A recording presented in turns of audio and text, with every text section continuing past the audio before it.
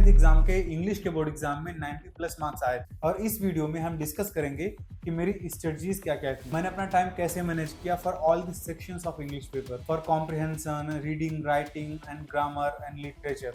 इन सब के लिए मैंने अपने क्या स्ट्रेटजी बनाई, मैंने अपना टाइम कैसे मैनेज किया एंड इन तीनों को सॉल्व करते समय मैंने क्या क्या चीज़ें को ध्यान में रखा, उन सारी चीजों के बारे में बात करेंगे इस वीडियो में। ओके, सो बिना टाइम वेस्ट किए हुए let's start with the video. सबसे पहले जो मुझे 15 मिनट मिले रीडिंग टाइम के, उसमें से मैंने 5 मिनट में पूरे पेपर को एक बार स्किम थ्रू कर लिया, एक बार जस्ट देख लिया ओवरव्यू कि मुझे पूरा पेपर मिला है कि नहीं मिला है, सारे पेजेस हैं कि नहीं है, सारे सेक्शंस हैं कि नहीं है, एंड एक जनरली रफ आइडिया मिल गया कि पेपर में आखिर है क्या। तो एक रफ आइडिया मिल गया कि पेपर का जो स्ट्रक्चर है ओवरऑल क्या है। बाकी जो 10 मिनट बचा हुआ था रीडिंग टाइम का, उसमें मैंने पहले पैसेज के सारे क्वेश्चंस एक बार पढ़ लिए एंड एक आइडिया लग गया कि ये क्वेश्चंस में क्या पूछा गया है।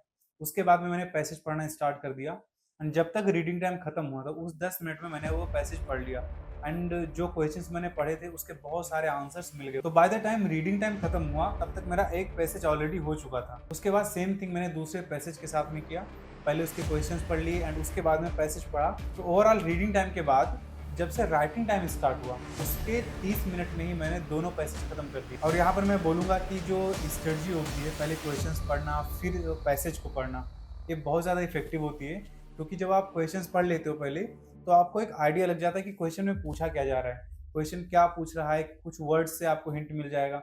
एंड उसके बाद जब आप पैसेज पढ़ोगे तो आपको उसमें आंसर्स डायरेक्टली मिलेंगे। ये नहीं कि पहले आप पैसेज पढ़े फिर क्वेश्चन पढ़ के फिर वापस जाके आंसर ढूंढ रहे हो, ऐसा नहीं। पहले आप क्वेश्चन पढ़ लीजिए, उसके बाद में जब पैसेज में पढ़ेंगे तो आपको एक आइडिया मिल जाएगा कि ये आंसर यहाँ पे, ये वाला यहाँ पे, तो बहुत ज़्यादा क्लियरिटी हो जाती है। और रीडिंग कॉम्प्रिहेंशन करने के बाद जो कि 30 मिनट का टाइम था, वो करने के बाद में लिटरेचर सेक्शन पे आ गया मैं। अभी मेरी स्ट्रेटजी थी कि मुझे लिटरेचर सेकंड नंबर पे करना है, पहले रीडिंग कॉम्प्रिहेंशन उसके बाद में लिटरेचर करना है। और लिटरेचर के लिए मैंने अलॉट किया 1 घंटे की, 1 घंटे में मुझे लिटरेचर खत्म करना है। अब लिटरेचर में बहुत सारे क्वेश्चन होते हैं, टेक्स्ट बुक बेस्ड होते हैं, पोएट्री, लॉन्ग आंसर, बहुत सारे होते हैं। सबके लिए 1 घंटा अलॉट था, उसी में मुझे करना है, क्योंकि अगर 1 घंटे से ज्यादा दो तो और भी सेक्शंस होते हैं ना, तो उसमें प्रॉब्लम होने लगती है।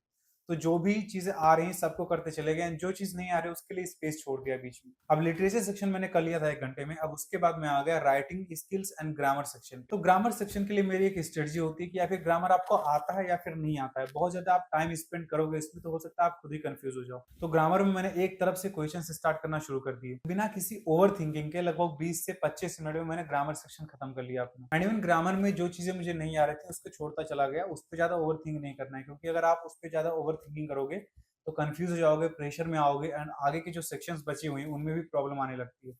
तो इससे अच्छा यही है कि ज़्यादा ओवर थिंक ना करें एंड सीधे स्टार्ट कर दें अपना करना। जो भी आ रहा है उसको कर लीजिए, जो नहीं आ रहा है छोड़ते चले जाइए बाद में करने के लिए, लेकिन नंबर डाल दीजिए, स्पेस छोड़िए लेकिन नंबर डाल के। उसके बाद जो सेक्शन होता है वो राइटिंग सेक्शन होता है एंड उसके लिए मैंने अलॉट किया लगभग हाफ एन आवर। अब राइटिंग सेक्शन में जो क्वेश्चंस होते हैं वो तो हाई मार्क्स के होते हैं, फॉर एग्जाम्पल लेटर राइटिंग या फिर रिपोर्ट या फिर स्टोरी। तो बहुत सारी ऐसी चीज़ें होती हैं एंड वो बहुत हाई मार्क्स कैरी करते हैं।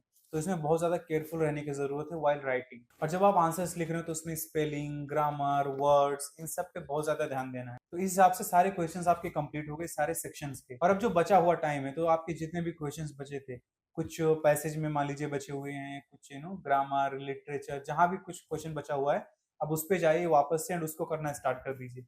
एक बार वो क्वेश्चंस हो जाए उसके बाद में रिवीजन इज द मस्ट। आपके पास जितना भी टाइम बचा है उसमें रिवीजन करना है पूरे पेपर का, आपने सारे क्वेश्चंस किए हैं कि नहीं, कहीं पे ग्रामेटिकल मिस्टेक है या नहीं, ये सारी चीजें आपको दोबारा से एक बार पूरा देखना पड़ेगा। एंड इसके साथ ही कुछ जो राइटिंग टिप्स होती हैं वो बहुत ज्यादा इंपॉर्टेंट होती हैं। फॉर एग्जाम्पल जब आंसर्स लिख रहे हो तो उसके साइड में लाइन खींचना ताकि आपके जो आंसर्स हैं परफेक्टली अलाइन करें। कट बहुत ज्यादा डार्क नहीं करना है, बस एक बार कट कर दीजिए। जब आप राइटिंग सेक्शंस में जाके रिपोर्ट या और कुछ सारी चीजें लिख रहे हैं, या फिर जब आप लिटरेचर में जो आंसर्स लिख रहे हैं उसमें जो कुछ जो मेन वर्ड्स होते हैं, की वर्ड्स, जिसकी वजह से पूरा आंसर हाईलाइट होता है, उसके नीचे आप अंडरलाइन भी कर सकते हैं। वो बहुत ज़्यादा क्लैरिटी देता है, एग्जामिनर को भी थोड़ा सा आसान हो जाता है चेक करने में एंड दिखता है कि हाँ आपने एक्यूरेटली आंसर्स लिखे हैं। तो एक बार ये सारी चीज़ें हो जाएं, line alignment, spelling mistakes, highlighting, ये सारी चीज़ें हो जाएं, एक बार लास्ट बार रिवाइज कर लीजिए एंड दैट्स ऑल। यही सारी चीजें फॉलो करके मैंने अपना टाइम बहुत अच्छे तरीके से मैनेज किया एंड पेपर बहुत कॉन्फिडेंस से लिखा। यहाँ पे सबसे जो इंपॉर्टेंट चीज थी वो थी reading the comprehension and utilizing the time, the reading time that was given. तो जो रीडिंग टाइम होता है बहुत ज्यादा इंपॉर्टेंट होता है, इसको आप अलग अलग तरीके से यूज कर सकते हो, लेकिन इसको एफिशिएंटली यूज करना चाहिए ताकि आपका जो पेपर है वो अच्छे से कंप्लीट हो जाए, आपका टाइम भी मैनेज हो जाए। And that's all for this video and I hope you get very good marks in English and all the best for your exam.